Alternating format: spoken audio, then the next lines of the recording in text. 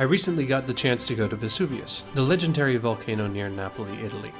I have appreciated the giant and its imposing presence on my many trips to Napoli, Sorrento, Procida, and Ischia.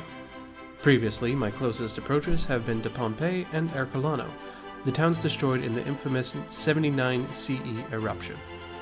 This Christmas vacation I took a longer trip to Napoli than usual, with plenty of time to do more than just gorging on delicious food and visiting all the relatives. We drove around the province, visiting the Greek and Roman archaeological site of Kuma, the first Western Greek colony and home to an oracle. We hiked Monte Nuovo, a volcano in the Campi Flegrei system that raised from the ground over the course of a week in 1538, and of course, hiking up Vesuvio to appreciate the beast up close. Vesuvio is open year-round to visitors, however you need to check the website for trail closures and safety information. To visit the cone, you need to reserve tickets for an entry time. The entry times are every 10 minutes, and the park limits each entry time 60 spots. The time ticket allows you to enter 40 minutes before or 100 minutes after the selected time.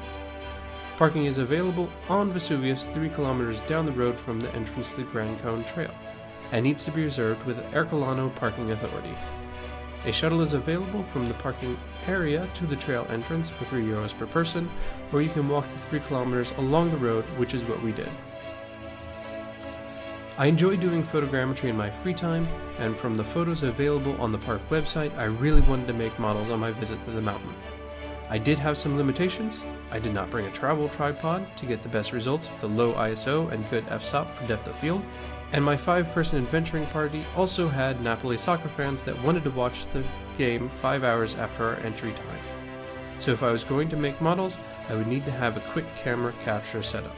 I took 2 cameras, an X-T4 and an X-T50, 2 Fujifilm cameras that have internal image stabilization to counteract movements, a great feature when you don't have a tripod.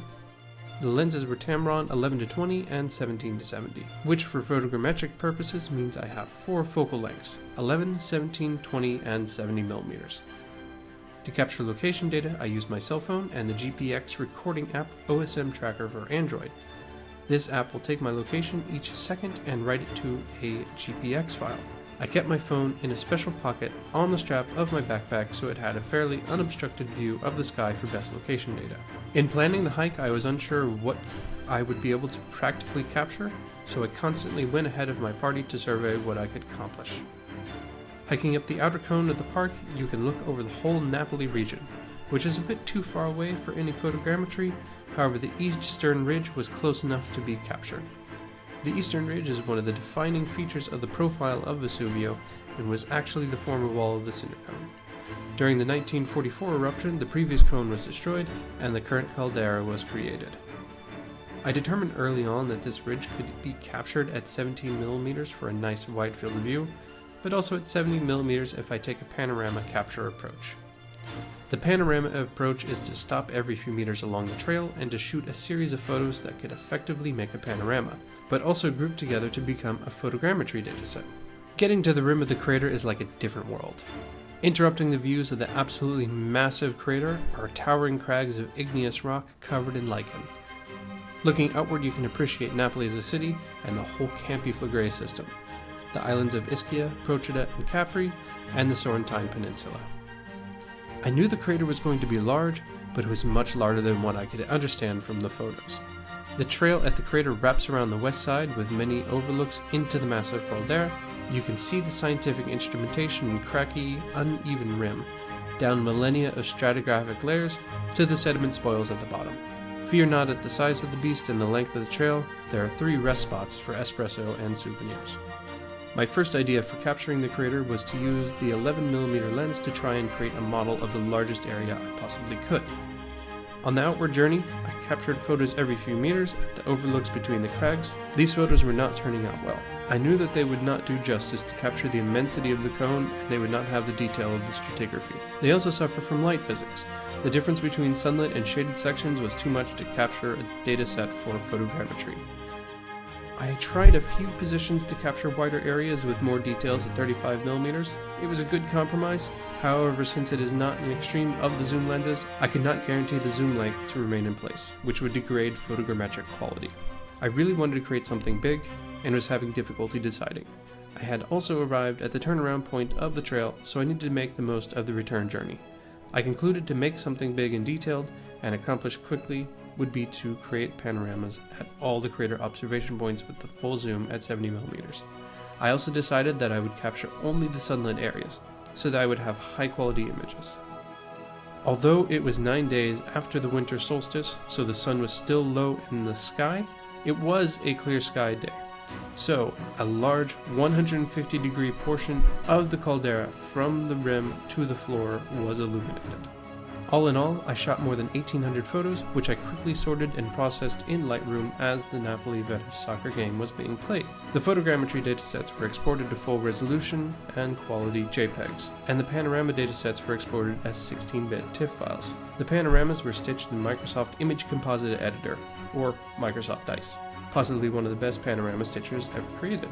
I prefer it for its ability to stitch gigapixels using low overlap and non-no panned panoramas. Microsoft Ice gives you the option to choose a projection for your panorama stitch.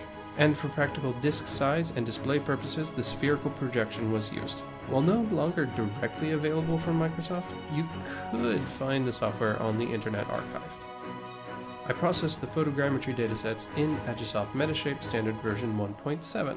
The two large datasets of the old caldera and the current crater took more than 10 hours each to align and generate the dense cloud.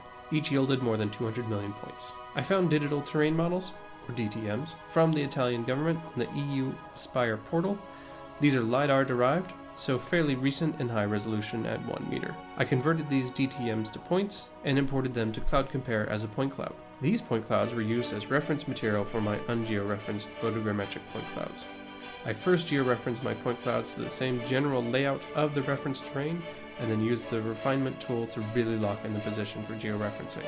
Of course, these datasets are created as a hobby project, so the accuracy cannot be used at all for scientific endeavors. However, I am happy with how the data has fit in with the professionally captured data. Looking at the panoramas of the old caldera, they are not terribly interesting. The ridge is covered in vegetation and would have better served with artistic captures. On the other hand, the panoramas of the current caldera are much more interesting. With lots of detail highlighting the stratigraphic layers, these have actual utility, and the odd incongruous borders in my mind do not detract from their usage. I have published interactive versions of the panorama at full resolution on my website, so you can explore the stratigraphy of the Vesuvius cone from many angles in your web browser. Link in the description below. The point clouds are exactly what I could expect. High resolution and only minimally suffer from the limited angles that they are so disadvantaged by. The old caldera has the worst angle biases, but I have a nice model of most of the ridge. The current caldera is absolutely stunning. I love seeing this sheer vertical detail, from the loose material mounds at the bottom through each layer of rock all the way up to the top of the ridges. I could not be happier with how the point clouds came out. The 2 point clouds have been made into poetry viewers and are hosted on the same website as the panoramas. Please go and explore the models and panoramas, but do it quickly. Hosting these large datasets and the bandwidth needed to serve the data is a bit expensive. I'll be turning off the website at some point in the coming months depending on hosting costs. I tried to create a 3D mesh model of the crater model. However, with such a large source point cloud dataset, conversion was going to take too long to process. While my computer is relatively powerful, it would take multiple days to run the conversions at full detail. I also think decimating the point cloud to a point where a mesh could be created would remove so much valuable surface detail, it would no longer be worth it. I have published a single section on Sketchfab. You can find a link to that in the description below as well. I am also of the belief that the many panoramas will make up for the lack of a coherent mesh model. One nice dataset that the mesh could provide would be an ortho image of a profile of the captured area. But alas again, the panoramas will fit this gap. I am happy with how this project came out. I love seeing the point cloud and the panorama detail. I have printed a few of the panoramas and would love to print a version where the full detail can be appreciated. Now, I did mention that I would be turning off the server for the panoramas and the point clouds at some point, but the data will still be available. I made a data package on Zenodo, so you can download the georeferenced and non-georeferenced point clouds as LAZ files. The panoramas are included as 16-bit PNG files, as well as documentation on data collection and processing. This is all available in the description below, and the data package should be available as long as Zenodo offers free hosting for smaller than 50GB datasets. The source imagery will not be published, at least not in the source RAF raw file format. These datasets are larger than Zonodo's 50 GB limit, and I do not wish to abuse their generosity in hosting data. I may publish the images in another format to save space, such as JPEG, however I am yet undecided on this. If you are a researcher that would be interested in the source dataset for reprocessing or another purpose, get in touch. I hope you enjoyed this video. I really enjoyed going to Vesuvius. I love mountain landscapes. I also love doing photogrammetry, and the volcanic environment really let me scratch my large model making itch. Thank you for watching. Please check out the Data Explorer website below and comment with any questions or if you have suggestions.